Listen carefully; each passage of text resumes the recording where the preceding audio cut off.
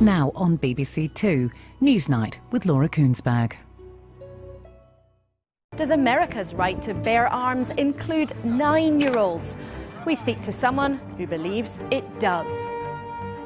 Now, in this country, we tend to assume that guns and children don't really mix very well.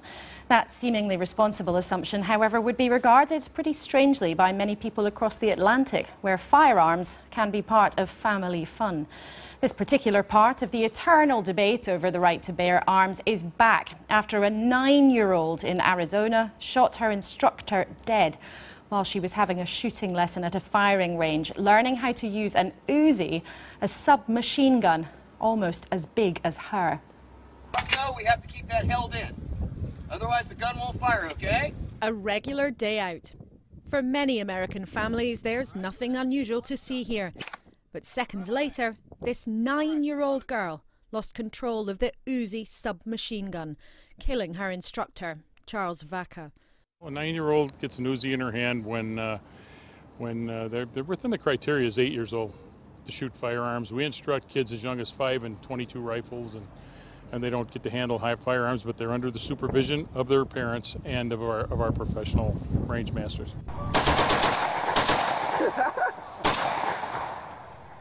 6 years old, is that how he's shooting a fully automatic?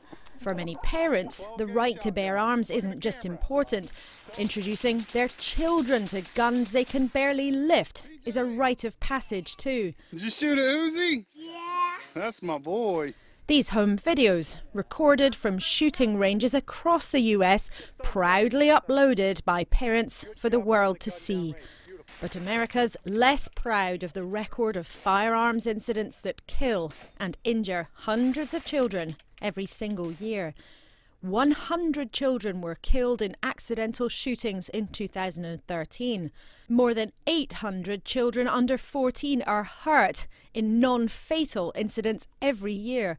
And 31% of children live in a home with a gun. But will this latest accident and new focus on the thousands of others make any difference in a country where, for many, owning a gun is a way of life? Finger off the trigger. How did that feel? Pretty good. From Washington, we're joined now by Larry Pratt from Gun Owners of America, and from Seattle by Ralph Fascitelli, the president of Washington CeaseFire. Thanks both for being with us. Larry Pratt, sure. Can you explain to us in the UK why it's acceptable for a 9-year-old to be given a lesson in how to use an Uzi submachine gun, which can fire 5 bullets a second?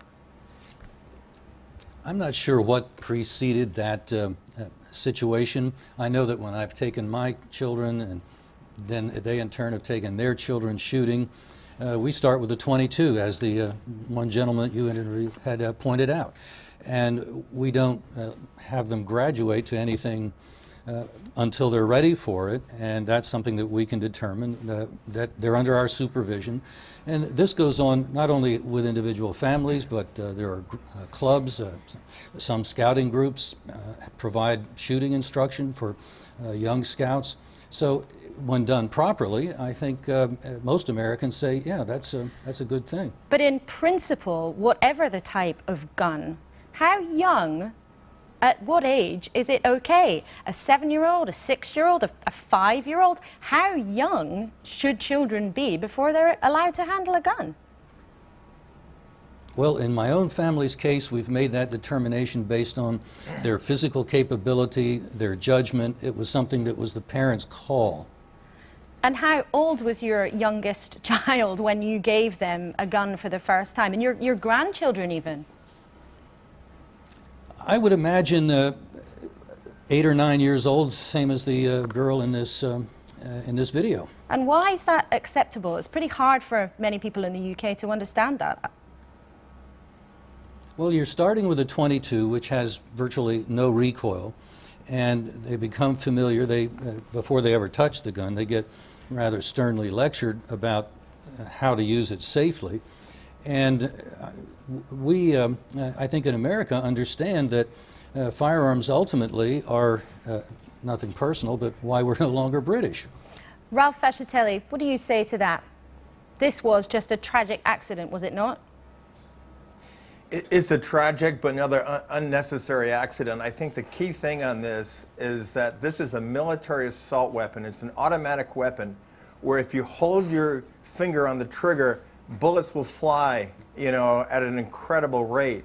So it makes absolutely no sense at all. And I think it's indicative that mainstream America is disconnected from the dangers of a gun, disconnected from the danger of a gun in the home. We know when there's a gun in the home, you're 22 times more likely to kill a family member or a friend than an intruder.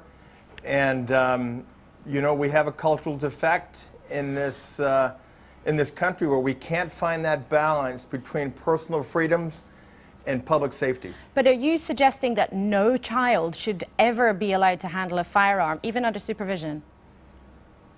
No child should ever be allowed to fire an Uzi with that type of killing power and that type of immediate catastrophe waiting to happen. This was not the first event of its kind. In 2008, an 8-year-old boy in a similar situation in Massachusetts lost control of an Uzi, and he was the one who was actually killed in this. Larry Pratt. This weapon is almost 8 pounds and can fire, in some cases, some models, over 1,000 bullets a minute. Larry Pratt, what do you make of that? I mean, this just should not have happened under any circumstances. Well, let's put this into some more perspective. The victim in this episode was in greater risk while he was driving to that range than he was at the range. But cars don't fire bullets at 5 bullets a second. More people are killed in automobiles, including children, than by firearms. Firearms are not the greatest device connected with people dying. But people need to drive to get. But people need to drive to get to work. They don't need to allow their 9-year-olds to use that submachine gun. We're going to have our disagreement. People need to have their guns. They're part of our political control of our government. They're part of our keeping ourselves safe. Some 16 times a day, more defensive gun uses occur than any kind of death resulting from a firearm. And it's even, when you look at just accidental deaths from firearms compared to automobiles, it's defensive gun uses, something like 32 times. Well, Larry sees it from a different perspective. First of all, that's in Washington an understatement. State, yes, in Washington State, we now have more deaths from gun violence than car accidents. And so right now we have about a similar number nationwide, about 30,000 from guns and 30,000 deaths from cars, a rate that's about 20 times higher than the average industrialized nation. But Here in Washington State, we had 600 deaths. Every time this kind of terrible accident takes place, the debate takes place too. When will there ever be a day, do you believe, when the anti-gun lobby will actually just have to accept that the American way of life requires access to firearms and you don't like it? Will you ever have to accept it, do you believe? No, I think change is on the way. I think mainstream America is being educated on the risk of having a guns. Larry's comment of, you know, a gun being used to deflect a crime 1,600 times a day is based on bogus research that was refuted by the Director of Injury Prevention of the Harvard School of Public Health. So they send out their propaganda and false research. And now we have people like Mayor Bloomberg who's spending $50 million to counteract this propaganda.